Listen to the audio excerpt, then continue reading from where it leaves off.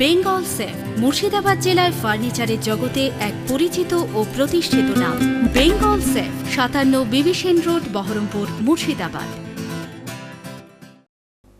মুর্শিদাবাদে কংগ্রেসের শক্তি বৃদ্ধি। বহরমপুরে অধীর রঞ্জন চৌধুরীর হাত ধরে তৃণমূল ছেড়ে কংগ্রেসে যোগদান। এক সময় কংগ্রেসের বিধায়ক তৃণমূলে যোগদান করেছিলেন, পরবর্তীতে তৃণমূলের মায়া কাটতে ফের কংগ্রেসে যোগ দিলেন আবু সুফিয়ান। তিনি জানান, গত 5 বছর থেকে তাকে কোনো রকম রাজনৈতিক কাজ করতে দেওয়া হয়নি। পাশাপাশি কাটমানি তোলাবাজির বিরুদ্ধে সরব হওয়ায় দল তাকে বসিয়ে দিয়েছিল। এই কারণে আবার তিনি কংগ্রেসে ফিরে এলেন অধীর রঞ্জন চৌধুরীর হাত ধরে। ভালোবাসা জানিয়ে অধীর চৌধুরী জিন্দাবাদ। 30 জন ছেলে আজকে 10,000 যুবক তারা আজকে যোগদান করছেন অধীর চৌধুরীর হাত ধরে। সকলে স্লোগান দিন, অধীর চৌধুরী জিন্দাবাদ, অধীর চৌধুরী জিন্দাবাদ। পরিমাণা না হওয়ার ফলে আমি তৃণমূলে গেছিলাম। আবারও আমি নিজের দীর্ঘায়িত করব না, কারণ এর মধ্যে আমরা সূর্যের তেজ অনুভব করছি। আগামীতে বসন্ত পার করে গরম আসতে চলেছে, তার ছোটখাটো নমুনা আমরা পাচ্ছি। পবিত্র রমজান মাস শুরু হওয়ার প্রাক্কালে কংগ্রেস দলের জন্য একটা শুভ সংবাদ যে আজ কংগ্রেস দলের সদর ভবনে তৃণমূল দলের বহু পুরনো নেতা, গুরুত্বপূর্ণ একজন তৃণমূল দলের নেতা আবু সুফিয়ান সাহেব, যিনি আমাদের দলে যোগদান করলেন। দেখুন, এই মুর্শিদাবাদ জেলায় তৃণমূল বলে যাকে বা যাদেরকে আপনারা দেখছেন, এই সবকটা কিন্তু কংগ্রেস দলে ছিল। কংগ্রেস দল থেকে তারা কিছু পাওয়ার লোভে, কিছু কামানোর লোভে, চুরি করার লোভে তারা কিন্তু কংগ্রেস দল ছেড়ে তৃণমূল নামক চোরের দলে যোগদান করেছিল। তারা ভেবেছিল যে হ্যাঁ, তৃণমূল দলে গেলে হয়তোবা কোনো ভালো কাজ করব, কোনো আদর্শ নিয়ে বাঁচব, মানুষের স্বার্থে লড়ব, এরকমভাবেও কিছু লোক গেছিলেন। কিন্তু তৃণমূল দল আজ কোন জায়গায় পৌঁছেছে সেটা অনুধাবন করতে পারার পর আবার কিন্তু উল্টো স্রোত বইছে এই মুর্শিদাবাদ জেলা জুড়ে। নির্বাচনের আগে তাই আবু সুফিয়ান সাহেবকে তৃণমূল দল ছেড়ে কংগ্রেস দলে যোগদান করতে আমরা দেখছি। এটার মধ্যে দিয়ে বার্তা স্পষ্ট যে যারা একদিন কংগ্রেস ছেড়ে তৃণমূল দলে গেছিলেন, আজকে তাদের মোহভঙ্গ হচ্ছে। তারা বুঝতে পারছে করতে গেলাম এক, হলো আর এক। ভেবেছিলাম ভালো কাজ করব, কিন্তু ভালো কাজ করবার জন্য যে বাতাবরণ দরকার, যে ব্যবস্থা দরকার, যে পার্টি দরকার, তৃণমূল তা নয়। সম্পূর্ণ উল্টো তৃণমূল একটা চোরের দলে রূপান্তরিত হচ্ছে আজকে এই পশ্চিমবঙ্গে। তাই তাদের এই মোহভঙ্গের পরিণামে তারা আমাদের দলে যোগদান করছে, আমরা খুব খুশি হচ্ছি। মুর্শিদাবাদের মানুষ জেনে রাখুন, মুর্শিদাবাদের মানুষ জেনে রাখুন, সারা মুর্শিদাবাদ জেলা জুড়ে, সারা মুর্শিদাবাদ জেলা জুড়ে কংগ্রেস দলের আবার নব অভ্যুত্থান শুরু হয়েছে। সারা মুর্শিদাবাদ জেলা জুড়ে মানুষ ক্রমশ কংগ্রেস দলের প্রতি আকৃষ্ট হচ্ছে। প্রত্যেকটা সভায় হাজার হাজার মানুষের জমায়েত তার প্রমাণ দিচ্ছে। আজকে সমাজ মাধ্যমের যুগে আপনারা দেখতে পাচ্ছেন, তৃণমূল দলের কোনো সভা করতে গেলে পুলিশ লাগে, বিডিও লাগে, বিরিয়ানির প্যাকেট লাগে, তারপর তাদের সভা হয়।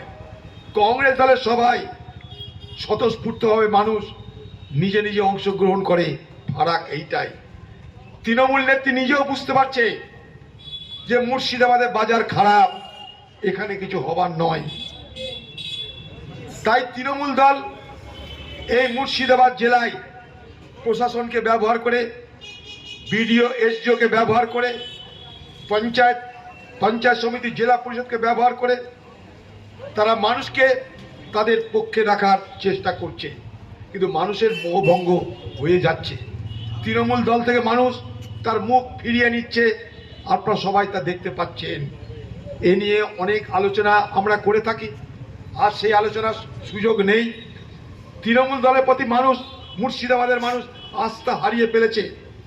যখন তৃণমূল দল এই মুর্শিদাবাদ জেলা, যাকে সংখ্যালঘু অধ্যুষিত জেলা হিসাবে পরিগণিত করা হয়, যেদিন তৃণমূল পার্টি, তৃণমূল দল, মমতা ব্যানার্জি মোদির মুসলমান সম্প্রদায়ের যে ধর্মীয় আবেগ, যে ধর্মীয় অধিকার, সে অধিকার কেড়ে নিয়ে ওয়াকফ সম্পত্তিকে কবজা করার চেষ্টা করছে আইন এনে। আর সেই আইনকে সমর্থন করে এ বাংলায় মুখ্যমন্ত্রী মমতা ব্যানার্জি যেদিন ওয়াকফের বিরুদ্ধে আন্দোলন করাকে নিষেধ বলে ঘোষণা করছে, সেদিনই এই মুর্শিদাবাদ জেলায় তৃণমূলের যে কফিন, সেই কফিনের শেষ পেরেক পোতা হয়ে গেছে। আর মুসলমান সমাজ তৃণমূলের সঙ্গে নেই বলেই লোক। দেখেন, এই প্রশ্ন খুব লম্বা চওড়া। কেন করলাম? আপনি আমার তৃণমূল কংগ্রেসের আমি দীর্ঘদিন ধরে করেছি, প্রায় 15 বছর করার পরেও কিন্তু তৃণমূল দল বিগত 5 বছর ধরে আমার সাথে ভালো আচরণ করেনি। আমাকে কোনো রাজনৈতিক প্রোগ্রাম কর্মসূচি থেকে ঠেলে দেওয়া হয়েছে, অংশগ্রহণ করতে দেওয়া হয়নি। তৎকালীন সময়ের ব্লক সভাপতিরা থেকে শুরু করে আর যারা ছিলেন তারা এই পার্টিটাকে তুলাবাদের পার্টিতে পরিণত করেছেন। বিনা টাকায় কোনো কাজ তৃণমূলে হয় না। আপনি দাদার কাছে নিশ্চয়ই শুনলেন, একটা বাড়ি নিতে গেলে টাকা লাগে, একটা লাল কার্ড নিতে গেলে টাকা লাগবে, এবং যে কোনো জায়গায় গেলে পয়সা দিতে হবে। কাটমানি ছাড়া কাজ হবে না। এটার আমি একটা প্রতিবাদ করেছিলাম যে পঞ্চায়েত নির্বাচনে 1 লাখ, 2 লাখ, 3 লাখ, 4 লাখ করে টাকা নিয়ে যে পঞ্চায়েতে নির্বাচনে প্রার্থী করা হচ্ছে, সে প্রার্থী করা ভুল। এবং সেই ভুলের জন্য আমি বলেছিলাম যে এইটা করা ঠিক হচ্ছে না। প্রত্যেকটা বুথে দাঁড়িয়ে বুথে বসে মিটিং করে যাকে মানুষ চাইবে তাকে প্রার্থী করতে হবে, কোনো পয়সা কড়ি লাগবে না। ব্লক সভাপতি আমাকে টার্গেট করে নিয়েছে, যার ফলে আমাকে অফ করে দিতে শুরু করেছে আস্তে আস্তে। আমি বসে থেকে আমার খুব খারাপ লাগছিল। সেজন্য আমি চিন্তা ভাবনা করে এই অন্যায়ের বিরুদ্ধে প্রতিবাদ করে আমি কংগ্রেসে আসার সিদ্ধান্ত নিই। তারপরে আমাদের দলের নেতা অধীর চৌধুরীর সঙ্গে যোগাযোগ করে তিনি আমাকে সময় দেন। আজকে তার হাত ধরে দলে যোগদান করলাম। যাকেই দল প্রার্থী করবে তারই পক্ষে আমরা কাজ করব, তাকে জিতাবার চেষ্টা করব। আগামী দিন ভগবানগোলায় কংগ্রেস জিতবে, এটা আপনারা মনে রাখবেন। আমার সঙ্গে প্রায় 100 মানুষ যোগদান করলো, এবং আপনারা জানেন খুব প্রতিকূল পরিস্থিতি।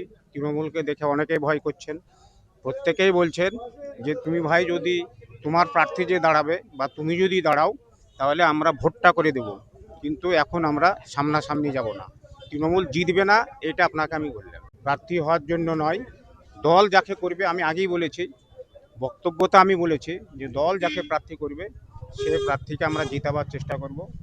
নাম ঘোষণা হতে পারে, সেটা ফেক নিউজ ছিল। হ্যাঁ, আমি যোগদান করিনি। আমার নাম আবু সুফিয়ান সরকার, প্রাক্তন এমএলএ, ভগবানগোলা। এই আমার পরিচয়, তার বেশি কিছু। 1996 সাল থেকে 2001 সাল পর্যন্ত। বেঙ্গল সেফ মুর্শিদাবাদ জেলায় ফার্নিচারের জগতে এক পরিচিত ও প্রতিষ্ঠিত নাম। Bengal safe 57 বিবিসেন road, Baharampur, Murshidabad.